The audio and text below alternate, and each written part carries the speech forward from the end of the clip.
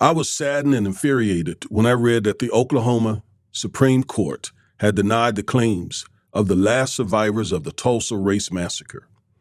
Again, it made me mad and it saddened me because I read the opinion from top to bottom, and I think it's unjustified, quite frankly. There is some hope. I'm going to share what I believe that hope is, and I also believe that this opinion can help us, those of us around the country, who are also in the process of demanding reparations nationwide. So stay with me. I'm going to walk you through this opinion.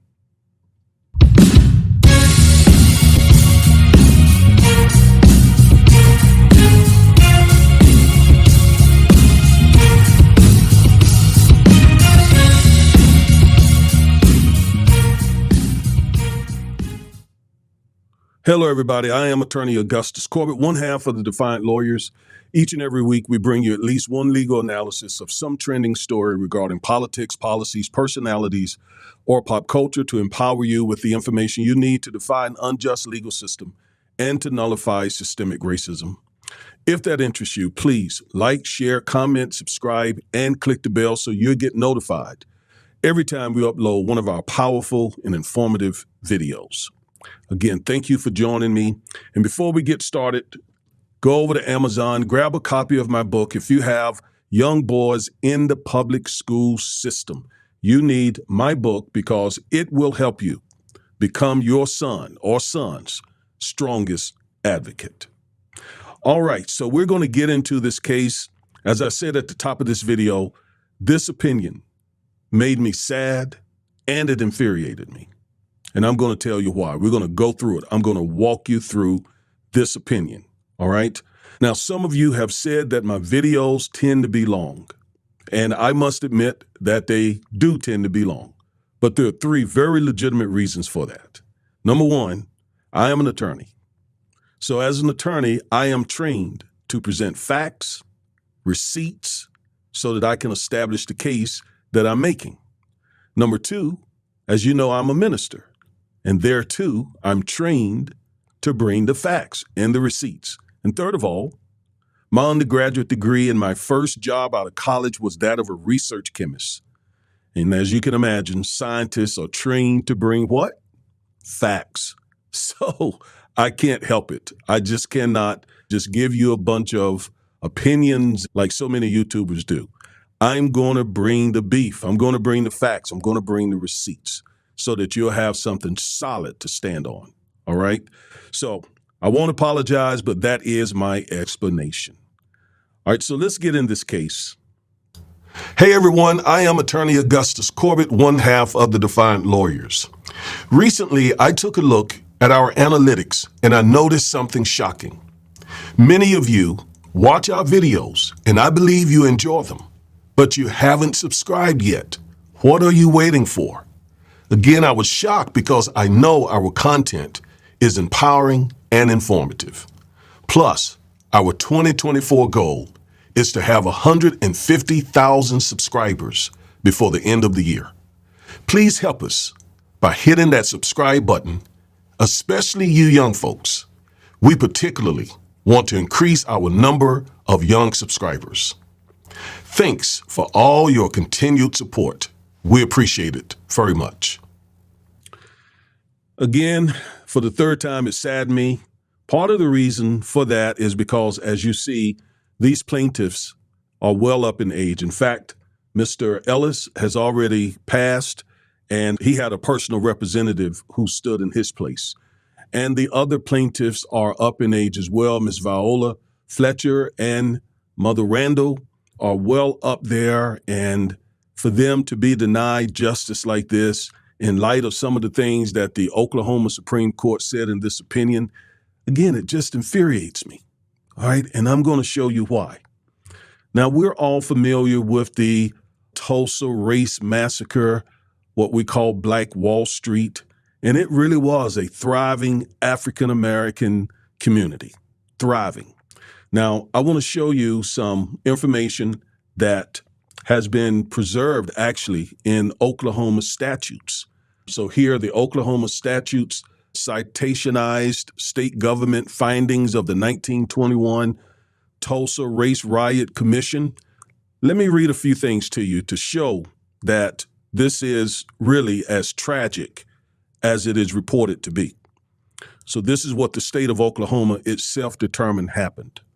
The documentation assembled by the 1921 Tulsa Race Riot Commission provides strong evidence that some local, municipal, and county officials failed to take actions to calm or contain the situation once violence erupted, and in some cases became participants in the subsequent violence which took place on May 31st and June 1st, 1921, and even deputized and armed many whites who were part of a mob that killed, looted, and burned down the Greenwood area.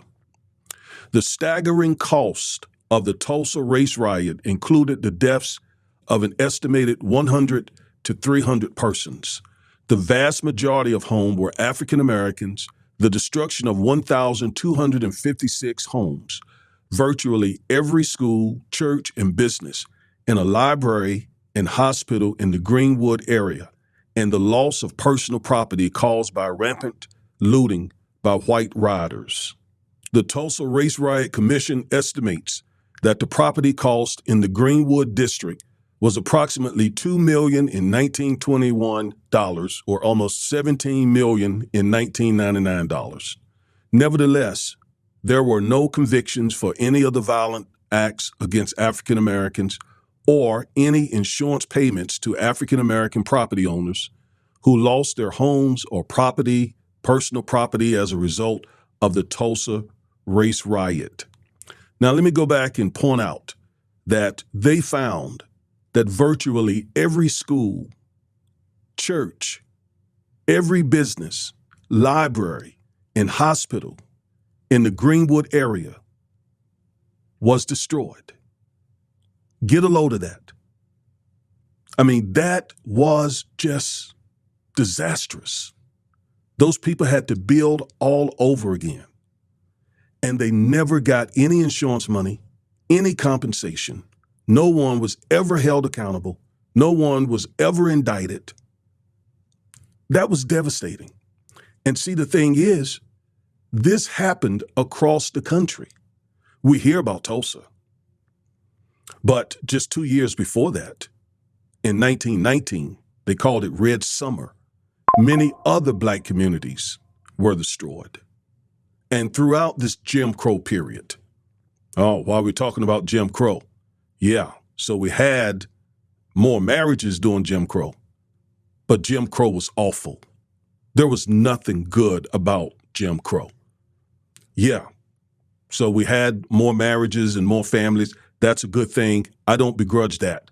As I said in a previous video, that's probably what got us through these horrific days. But let's not reminisce about Jim Crow. Let's not look back to Jim Crow. Jim Crow was horrible. It was horrible. Some of you young people just don't know what Jim Crow was all about. So this particular area, this prosperous Black community was devastated, just devastated. And again, to the tune of $2,019,21 and almost $17,019,99. And we're talking now 2024. So that has gone up even more than that. And that's why it just personally frustrated and infuriated me that the Oklahoma Supreme Court denied these plaintiffs' claims. Moreover, this goes on to say, moreover, local officials attempted to block the rebuilding of the Greenwood community by amending the Tulsa Building Code to require the use of fireproof material in rebuilding the area, thereby making the cost prohibitively expensive. So not only did they destroy it, not only was no one held accountable, not only did the plaintiffs and many other families, Black families there, not only did they not receive anything, but those racist, white supremacist, evil people changed the law to stop them from rebuilding. So this wasn't a race riot. I don't even like that term. This was a massacre. This was almost for that area, almost an act of genocide. Almost 300 people were killed, maybe more than that, and property destroyed. And here we are 100 years later, and the Oklahoma Supreme Court denies these people their claims. If that doesn't tell you that the United States of America will fight us hard over the issue of reparations, I don't know what else you need. All right, so we're going to again look at this case. I want to pick some things out of the Oklahoma Supreme Court's order, final order, denying their claims, and show you the craziness, in my opinion, of this order. All right, let's go back to the other screen, and we'll start looking at the case. The name of the case is Randall v. City of Tulsa.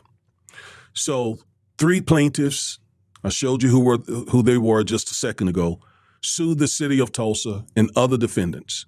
They based their claims on Oklahoma's public nuisance statute and unjust enrichment.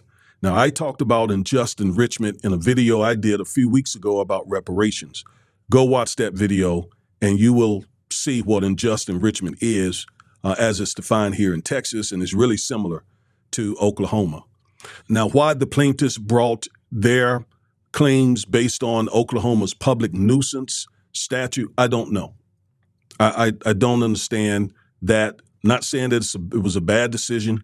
I don't have enough information to opine one way or another. I'm not licensed in Oklahoma. I don't know Oklahoma law. And I assume that their very capable counsel brought the case on the best law available. And that's part of the problem. And I'll show you why that is part of the issue here. Okay, I'll show you that in a moment. So this goes on to say, it defines or it tells us what Oklahoma's public nuisance law says. Oklahoma public nuisance law says a nuisance exists when the offending party unlawfully does an act or omits to perform a duty, which act or omission either. So these things constitute nuisances. First, it annoys, injures, or endangers the comfort, repose, health, or safety of others. Or the act offends decency.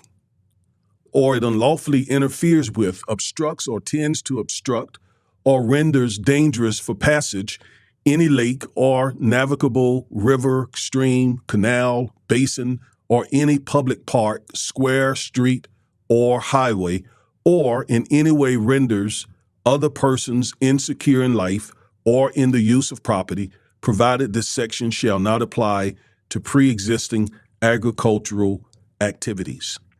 All right, so I would say that what happened, what they did to blacks in that Greenwood area, the first section here would apply: annoys, injures, or endangers the comfort, repose, health, or safety of others. So I can see where that would certainly apply. I also see where the second section here offends decency. Certainly when you go about murdering people and destroying their property, absolutely. I also see where it unlawfully interfered with or obstructed or tend to obstruct or render dangerous the passage of any lake or navigable river, stream, canal, or basin, or any public park, square, street, or highway. They certainly did obstruct and interfere with the highway and streets in the Greenwood area. And I could see where their acts certainly rendered other persons insecure in life or in the use of their property, provided this section shall not apply to pre-existing agricultural activities. And it doesn't. So I can see what they did to those blacks there in that Greenwood section would come under all of these sections of Oklahoma's public nuisance law. Now, it goes on to say a nuisance is public when it affects at the same time an entire community or neighborhood or any considerable number of persons, although the extent of the annoyance or damage inflicted upon the individuals may be unequal. I would check that too.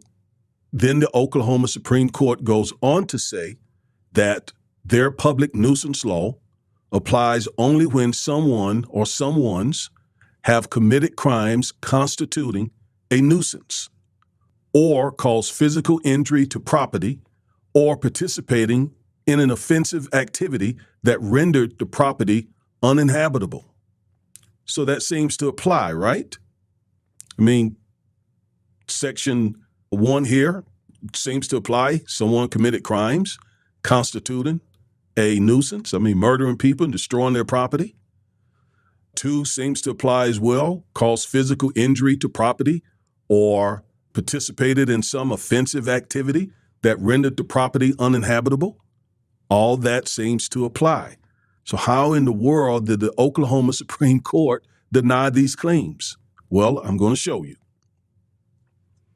All right, so the court says, today's holding is consistent with our recent public nuisance jurisprudence, expanding public nuisance liability to include, watch this, lingering social inequities from historical tragedies and injustices runs the risk of creating a new, unlimited, unprincipled form of liability, wherein both state and non-state actors could be held liable for their predecessors' wrongdoing in which current actors played no part.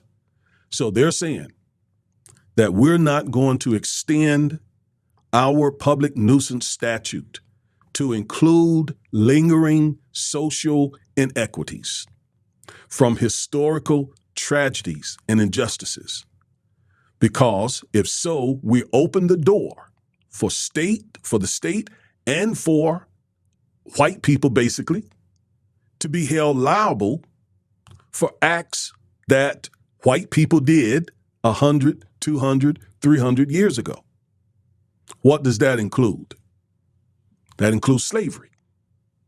So the state here is essentially saying, if we do not deny their claims, and if we grant their claims, then we're opening the door to reparations for slavery. And that is what they are trying to avoid at all costs. And not just Oklahoma, but Texas, Alabama, South Carolina, Louisiana, all the former slaveholding states. They're trying to avoid that at all costs. And how many times have we heard them say that I'm not responsible for my forefathers' wrongdoings? Wrong, because you benefit from your forefathers' wrongdoing. Number one. And number two, you have given, this country has given reparations to a long list of people and groups of people. And while we're talking about Oklahoma, many of the Native American tribes in Oklahoma have certainly got millions and millions and millions of dollars in reparations for past wrongdoings. It's just when it's African American people that they tend to get all tough and stiff, right? Only with us. Japanese, Chinese, and a whole list of people. Go back and watch the video I did on reparations a few weeks ago. I went through a long list. I have a document that contains over 18, 19, 20 pages of reparations that this country, corporations, universities, and et cetera, have given people of other ethnicities. So that's what the Oklahoma Supreme Court was saying here. Let me read it again. Expanding public nuisance liability to include lingering social inequities from historical tragedies and injustices runs the risk of creating a new, unlimited, and unprincipled form of liability wherein both state and non-state actors could be held liable for their predecessors' wrongdoing in which current actors played no part. So this is what they said. And once again, why did they say it? Because they don't want to open the door to reparations for slavery. The court goes on to say to hold otherwise would place Oklahoma courts in the unorthodox position of fashioning remedies for these claims or venturing into the realm of outright policymaking, both of which we decline to do. So they're saying we are just judges. We are just courts. It is not our job to make policy, to enact laws. I'll expound on that in just a moment. It's very important here.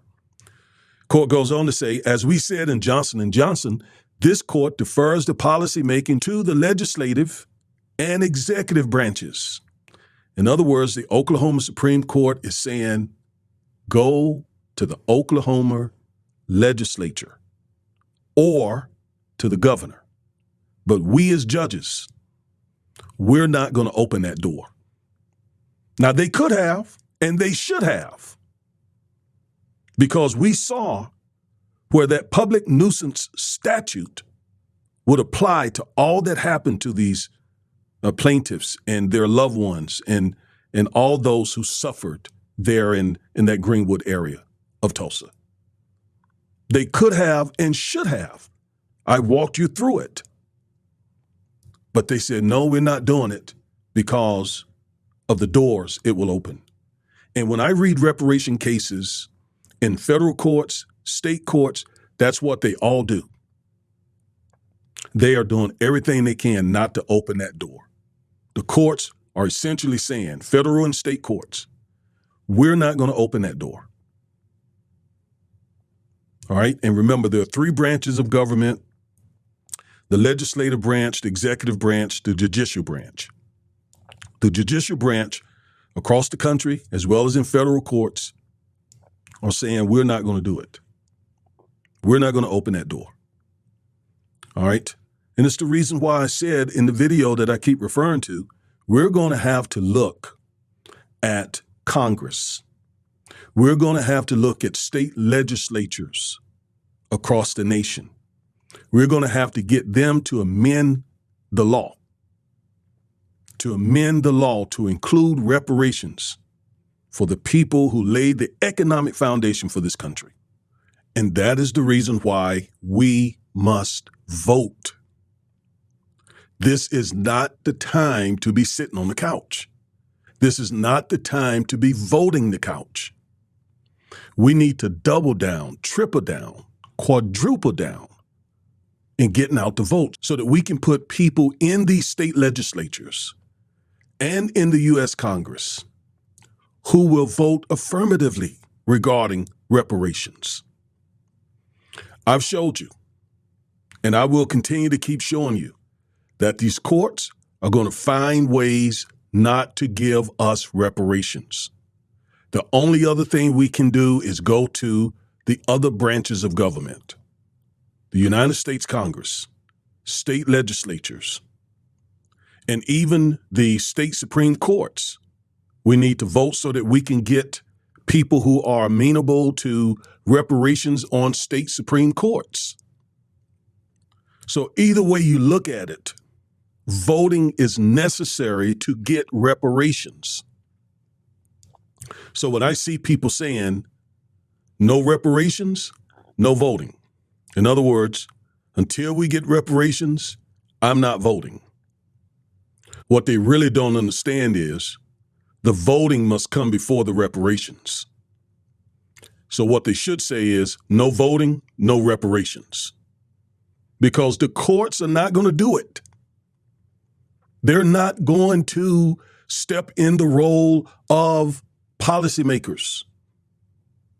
They're not going to what they call legislate from the bench. They're telling us, go to Congress, convince legislatures. Otherwise, this is not going to happen. So anyone telling you vote the couch are not truly interested in us getting reparations. Now, the opinion goes on to say, plaintiffs, now watch this, plaintiffs' grievance with the social and economic inequities created by the Tulsa Race Massacre is legitimate and worthy of merit. So they recognized and they acknowledged in their opinion that these plaintiffs and those descendants of everyone harmed in Tulsa, in the Greenwood area, have legitimate and worthy claims Yet, they refused, for the reason they gave, to uphold their claims. They are essentially saying, you got to go to the Oklahoma legislature. And I'm saying that as well, where our claims are concerned. We're going to have to hit the courts, but we're also going to have to hit the legislatures and the executive branch to get our reparations. And we also need to take our demand for reparations to international courts. All right, international courts as well, which is why I advocate for us as African Americans linking arms with the African diaspora, because they are entitled to reparations in whatever country they're in.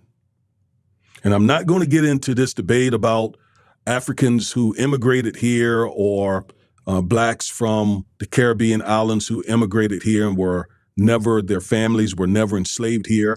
I would agree that they should go to the country that they're from and demand reparations from that country, right?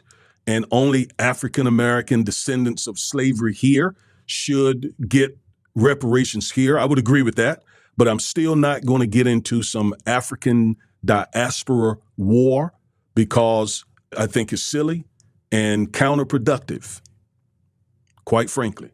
But yes, I do believe that whatever country enslaved your family, that's the country that you should demand reparations from. For example, my family, my great-great-grandfather, Thomas Williams, was enslaved in this country, right? So, yeah, I affirm that. All right. Our jurisprudence, the court goes on to say, has defined unjust enrichment. Now they turn their attention. They've said that they're not going to award them any reparations based on the public nuisance law because they don't want to open Pandora's box and then subject the state to an unlimited amount of claims for slave reparations. So here the court turns its attention to the claimant's unjust enrichment claim. It has already said, as I just walked you through it, that they're not going to award reparations based on the public nuisance law because they didn't want to open Pandora's box of creating causes of actions for slave reparations, basically. Although they acknowledged the claims are legitimate and worthy of merit. But anyway, so here's how they handle the unjust enrichment claim. Let's go back to that screen. The court said plaintiffs claim that defendants' fundraising and community development efforts constitute active wrongdoing and considered alone is insufficient to support a claim of unjust enrichment. Now, this is just crazy. Let me explain this to you. One of the claims of the claimants was that the city of Tulsa and the county of Tulsa and others were actually profiting off of the Tulsa race massacre because they would advertise, they would use the images and likeness and the name Black Wall Street. They would use all that to raise money, to hold events. So they ended up, the city of Tulsa, the county of Tulsa, ended up making money off the situation. All the time, the city of Tulsa and county of Tulsa participated in the race massacre in 1921. And here they are making money off of it. And the people who suffered has gotten nothing. Make it make sense. The disregard, the disrespect here is beyond expression, quite frankly.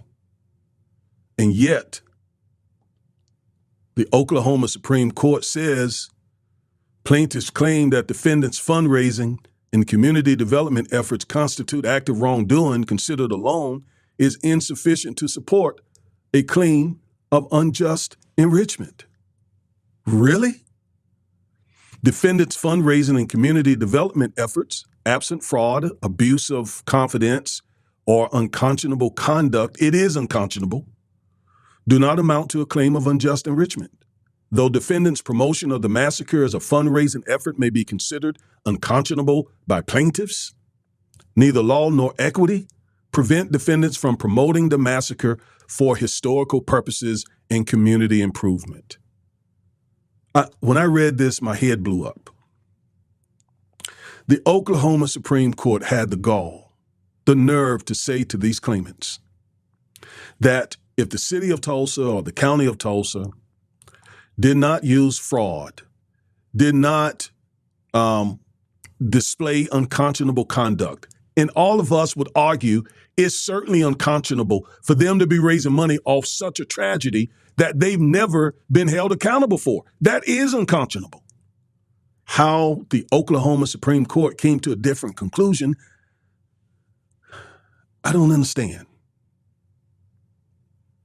The gall, the audacity, the disregard of what these people have suffered. I mean, it is laid out in Oklahoma law. I've read it to you. 300 people massacred. $17 million in damages back in 1999. Destroyed virtually every structure in that section that these people had to work their fingers to the bone to build in the first place. They had to build this stuff despite Jim Crow. Despite Jim Crow. And then for somebody to come and kill and murder a bunch of them on a trumped up charge of sexual assault. And when it says neither law nor equity, let me explain equity. Let me go back to that. This is really important. That sentence that says, though defendants' promotion of the massacre as a fundraising effort may be considered unconscionable by plaintiffs. I don't see why everyone doesn't. Neither law, all right, so the court is saying there's nothing written in law that would deem this unconscionable, nor in equity. What does equity mean? Equity means what you think it means, being fair. So sometimes, even when the law is clear or doesn't have any provision to give a person justice, sometimes it ought to be done just because it's right to do, just because it's equitable, just because it's fair. If ever there was a situation, this is that situation. If ever, even if the law doesn't permit it, equity says it should happen. So why the Oklahoma Supreme Court didn't just in equity say, you deserve reparations? It's mind-blowing. But that is the type of stuff that we are going to be confronted with across the nation and have been confronted with. All right? So let's read one more section here of their opinion. They say, as unconscionable as the massacre was, it is now part of our state's history and is even codified as a legislative finding in statute 74 OS section 8000.1. Absent an allegation claiming that defendants are falsely or fraudulently promising donors that plaintiffs will share in or benefit from the proceeds of their fundraising efforts, defendants' conduct itself is not legally unconscionable. Plaintiffs suggest the defendants should be disgorged of their ill-gotten gains due to their participation in the massacre and subsequent misappropriation of plaintiffs' stories, names, and likeness. Yeah, even if you decide, and they did, not to give reparations based on your public nuisance law, the other people should not, the defendants, the city of Tulsa should not be putting money in their pocket from what happened to these people. It's just disregarding our dignity, our humanity. It's just a slap in the face is the way I read this. You don't award them reparations. And on top of that, You say it's okay for the defendants to make money off the tragedy that happened to these people. What these plaintiffs are going to have to do, if they live long enough, and that's, again, part of the problem, is they're going to have to go to the Oklahoma legislature. And they need to change the law. So I wanted to go over this with you. This is Juneteenth month. In fact, Juneteenth is just a few days away. And when I read this case, I just had to bring it to your attention, just to show you the battle, the fight that we're always up against. This nation has given reparations to many other groups of people, many other groups. Native American people have received all types of reparations, and rightfully so. I'm not saying that they should not have. Absolutely. They suffered a tremendous injustice as well. But why all the vitriol and the animus and hostility toward Black people when we demand what we're rightfully owed? It's like, we'll give reparations to them, we'll give reparations to them, we'll give reparations to them. But if you're Black, get back. That's the way this nation seems. That's the way it is. But we're not going to stop fighting. And Almighty God is on our side. We're not going to stop fighting, and Almighty God is on our side. All right? Okay, I am Attorney Augustus Corbett, one half of the Defiant Lawyers. Thank you for joining me. Hope that you got something out of this. Go ahead, like, share, comment, subscribe, and click the bell so you'll get notified every time we upload one of these powerful and informative videos. Thank you.